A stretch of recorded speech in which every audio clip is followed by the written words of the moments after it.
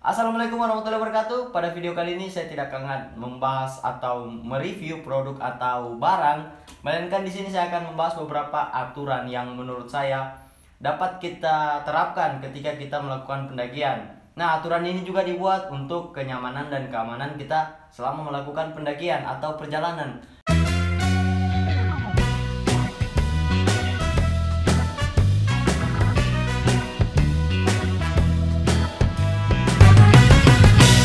Oke, langsung saja kita masuk di aturan yang pertama. Aturan yang pertama itu dilarang berbicara sembarangan. Oke. Sekali lagi, dilarang berbicara sembarangan. Nah, untuk yang satu ini aturannya itu maksudnya kan posisinya kita sedang berkunjung. Nah, otomatis kita harus menghormati tuan rumah. Saya analogikan begini, jika teman-teman pergi ke rumah teman toh, nggak mungkin dong kau bilang sama temanmu, "Adik, muka mamamu jelek." "Tante, muka tante kayak babi." Nggak mungkin dong begitu dong, bos. Nggak mungkin dong. Pasti orang langsung diusir itu kalau begitu.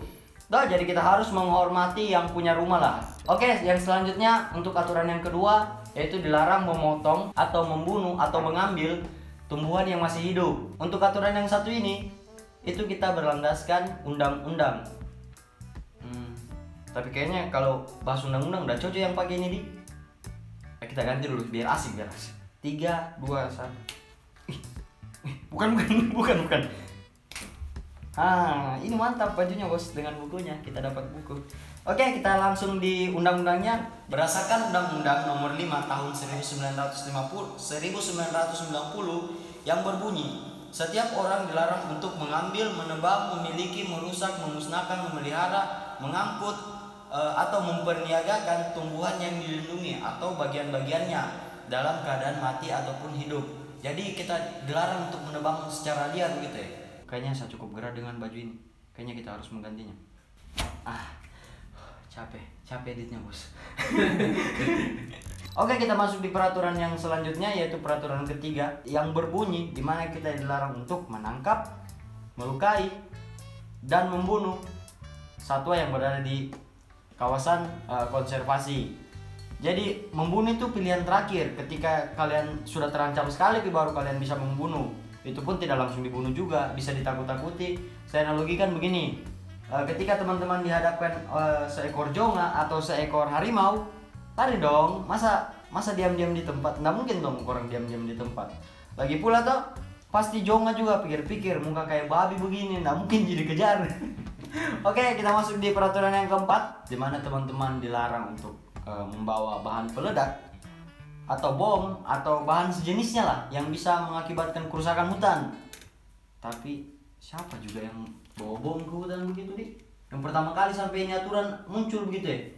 Terus dong bikin apa juga kalau ada bom di hutan? Kurang ini mendaki atau pendaki gunung? Bismillahirrahmanirrahim. Oke, kita masuk di peraturan yang kelima, yaitu peraturannya kita dilarang membawa minuman keras atau alkohol. Untuk kalian para pemabuk, ingat, agama melarang kita untuk minum minuman keras. Dosa.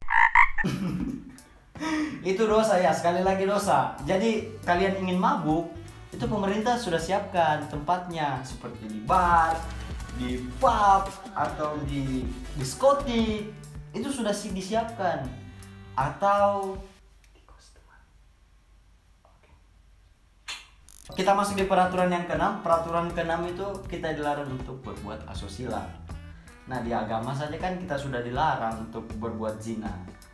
Tambah lagi di gunung, zina campur gunung, zigun, zina gunung. Astaga. Oke, nah untuk yang ingin berbuat zina tapi halal, itu maksudnya sudah menikah ya, sudah punya buku nikah. Saya tahu di hutan itu memang mendukung suasana untuk curhat toh, bosku, untuk curhat. Tapi jangan di hutan juga lah, kan di kamar juga itu enak, bos toh. Nggak usah di hutan, sampai di hutan. Tahanlah hasrat birahinya kalian. Jadi kalau mau curhat, di kamar saja lebih enak, bos. Lebih intim lah, toh. Apalagi pakai Oke, kita masuk di peraturan yang berikutnya, peraturan ke-7. Jadi teman-teman, untuk peraturan yang ke-7 ini berbunyi kita dilarang untuk membuat atau berperilaku yang dapat mengakibatkan kebakaran hutan. Nah, untuk peraturan yang seperti ini itu kita kembali lagi di peraturan perundang-undangan untuk kawasan daerah konservasi. Dan jika teman-teman melakukan pendakian, kan di pendakian itu atau di gunung itu sudah disiapkan pos atau rest area untuk beristirahat. Sekalipun teman-teman ingin menyalakan api atau membuat api, itu sudah ada juga prosedurnya. Nah, untuk prosedurnya jika teman-teman ingin nonton, itu saya bisa taruh di link deskripsi. Kalian bisa langsung nonton saja situ cara prosedur tata cara untuk membuat perapian. Oke, kita masuk di peraturan yang ke-8. Peraturan ke-8 itu kita dilarang membawa deterjen atau bahan pencemar lainnya. Orang mau jadi buka laundry kah di atas? Tidak. Maksudku, janganlah kita bawa deterjen begitu. Cukup dengan kita keringkan saja bajunya kita dengan kita jemur toh. Coba korang bayangkan ketika ini peraturan tidak ada. Pasti pendaki-pendaki yang lain akan membawa pembantu untuk minta tolong cucikan bajumu. Oke, kita masuk di peraturan yang berikutnya, yaitu peraturan ke-9. Kita dilarang untuk berbuat vandalis. Contohnya itu ketika teman-teman menulis di batu, menulis di pohon, atau di papan penanda, itu semua dilarang. Nah, contoh videonya itu seperti ini. Ini kenapa ini ada nama Fatma ini? Kenapa kalau Fatma ini? Nggak ada kayak bukunya ini untuk menulis ini. Biar di pondok menulis, Pak. Hei Fatma, bapakku itu bukannya tidak suka dengan orang yang nakal, tapi dia tidak suka dengan orang yang goblok. Untuk teman-temannya Fatma, tolong di-share lah video ini, tahu bosku, supaya Fatma tahu bahwa dia itu kayak Oke, lanjut. Kita masuk di peraturan yang ke-10. Peraturan ke-10 itu kita dilarang untuk membuang sampah sembarangan. Untuk kondisi yang seperti ini, teman-teman kan pasti tiap ke gunung pasti mempunyai tujuan. Salah satu tujuannya menurut saya untuk menikmati keindahan alam. Coba teman-teman kalau buang sampah sembarangan, bukan alam pasti yang kita nikmati, tapi keindahan sampah, Fatma.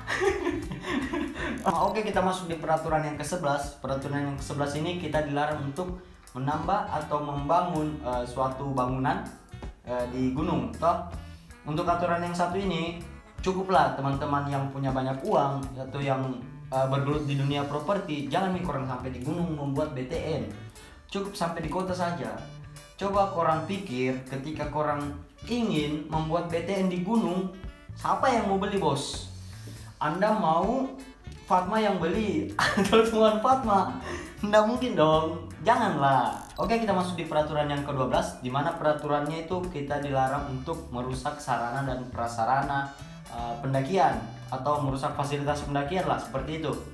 Nah, untuk jalurnya itu pasti sudah disiapkan sama pengelolanya untuk memudahkan kita sampai ke puncak. Tapi jika teman-teman merusak jalur, otomatis itu pasti akan menyulitkan para pendaki yang lain untuk bisa sampai ke puncak. Yang ada sampai ke rumah Fatma dan menulis namanya di rumah Fatma.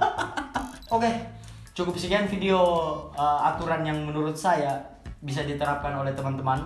Jadi jika teman-teman suka dengan video ini, tolong di like, dan jika teman-teman tahu dengan rumah Fatma, silahkan komentar di bawah. Assalamualaikum warahmatullahi wabarakatuh, Fatma. Dadah Fatma, dadah. Untuk para pemabuk, Anda saya tekankan sekali lagi, agama melarang kita untuk berbuat minuman keras.